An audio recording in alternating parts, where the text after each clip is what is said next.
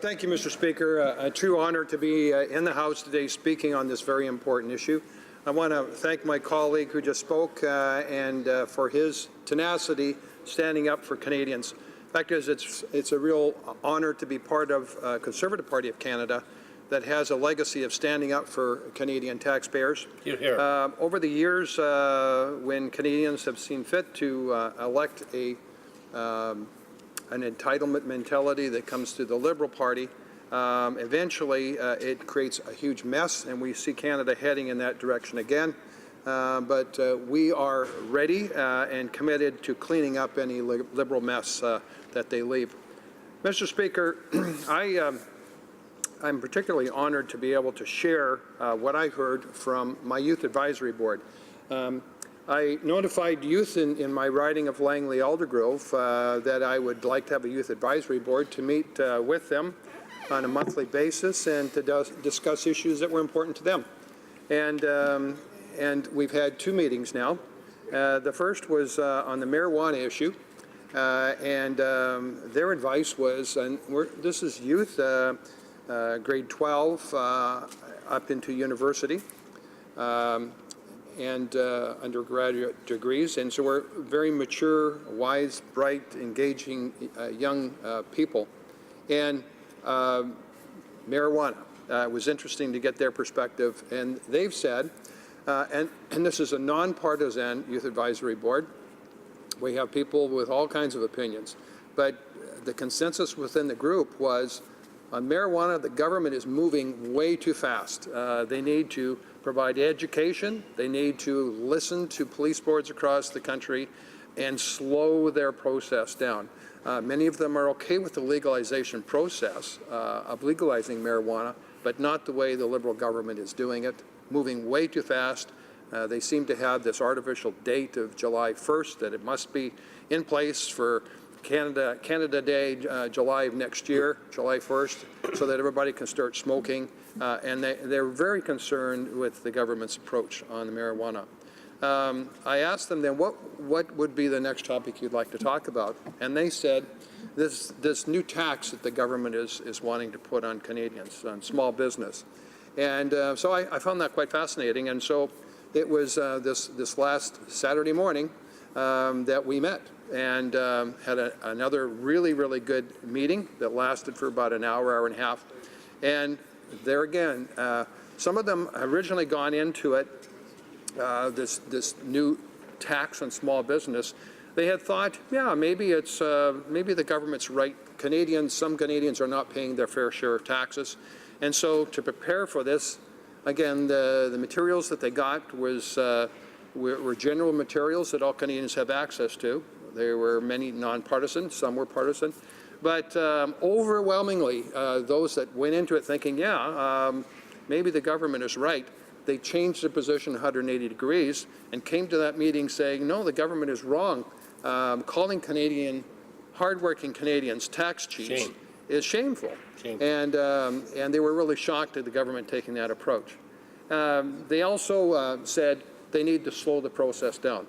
The number one issue that every Liberal member of Parliament in their so-called consultation, the number one issue they heard was keep the consultations going on, because the Liberal Party did this, the consultation, during the summertime.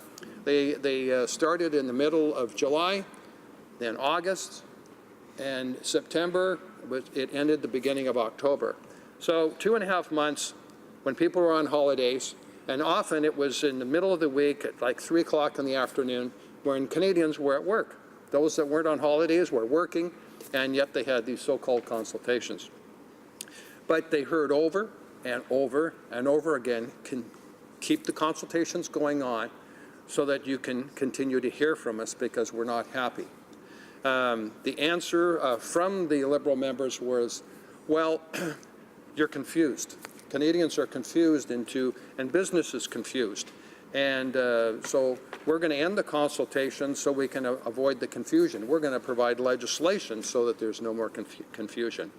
Well, the Youth Advisory Board also said this process needs to continue on. They need to have additional consultation. So I'm very proud and very happy to be able to pass on what I heard from them this last Saturday morning. Very wise group of young people. So today we're debating a motion from Her Majesty's official opposition. I've listened to the debate and comments made so far, and I think back Jim Flaherty. Jim Flaherty was a finance minister in the Stephen Harper government. He was appointed, and he very quickly earned the reputation of the greatest finance minister in the world. And what an honor to be part of that government, and he did deserve that. He was extremely bright, ethical, funny, had a great sense of humor. People liked to be around Jim. And in his untimely death, there was great sorrow. But he was known as the greatest finance minister that Canada probably ever had, and at that time, he was the greatest in the world.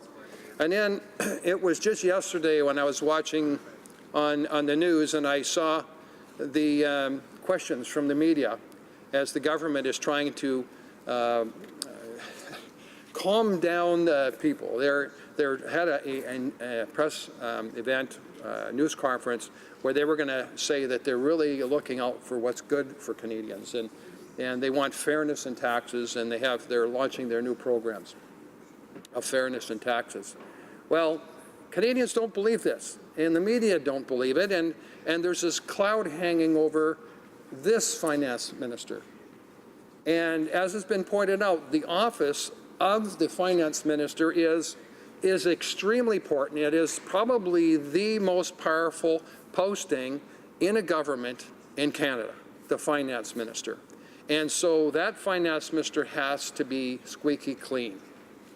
And I really am not wanting to attack that individual because I don't know his intent. But it is the responsibility of the government to make sure that everything is squeaky clean. And that is what this Prime Minister had promised, that he was going to be squeaky clean and all his ministers were going to be squeaky clean. And throughout the last 2 years, their first half of their one-term mandate was that they were going to do things that were squeaky clean and transparent. And there is great suspicion that things are not squeaky clean. I'm hearing a great degree of angst from Canadians that this government is not keeping its promise. Time and time and time again. The small business tax was supposed to be reduced. That was in the platform of the previous Conservative government. It would have happened immediately. Now we've got 2 years into this mandate, and what happened to that? Well, now the government's in trouble. Canadians are very upset with what's happening, and the government's in trouble, so then they announce, well, now we're going to reduce the tax back down to the 9%. Well, actually, it goes down to 10, and then just before the election, they'll lower it to 9. Well, Mr. Speaker, that's not what Canadians want. They have not been told the truth throughout the whole process, and so this motion today, Mr. Speaker, is we want the information. What did the finance minister declare to the ethics commissioner? And we want to know from his appointment to July, when this consultation period started. And that would indicate, is there any intended self-benefit? Is there a conflict of interest? What is the motive of the Prime Minister and the Minister? Two people that I've heard from Canadians that really have not had a life like hardworking Canadians. They've been they live off of a trust. They have multi-million-dollar assets, and they're not like you and I, Mr. Speaker. They're not like normal Canadians. They're very wealthy people. And so to whom much is given, much is required. Accountability. That's a critical promise that we heard the Prime Minister make. We need accountability from him. And we have not got that from the Prime Minister. We need accountability from the Finance Minister, and we, to this point, have not. So it'd be interesting, Mr. Speaker, as we go to a vote on this motion, probably later on today, will the members of the Liberal Party keep the promises that were made in the speech from the throne at the start of this Parliament, that they will be a transparent, accountable government. We're not seeing that from the leadership down into within the cabinet. Will the Liberal members then demand that their Prime Minister and the Finance Minister be transparent and provide this House with the details of transparency? Thank you.